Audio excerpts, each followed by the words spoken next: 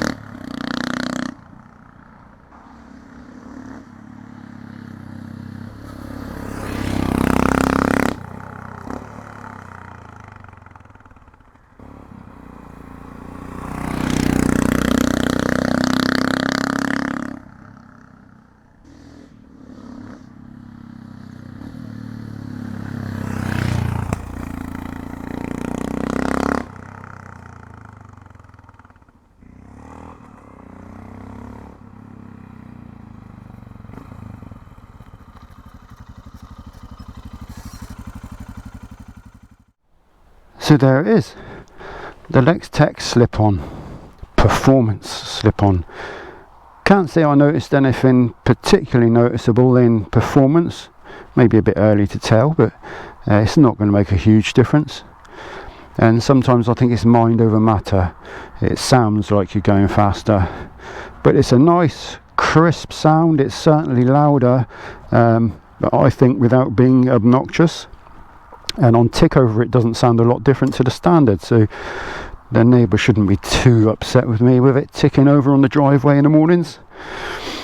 Yeah, I'm really happy with it. It's a lot smaller than the original. I should have weighed them, but it's got to be less than half the weight of the original. Simple to fit, 10 minutes or so, 10 or 15 minutes. I ordered this one from Hitchcock's Motorcycles, but it's not exclusively available from them.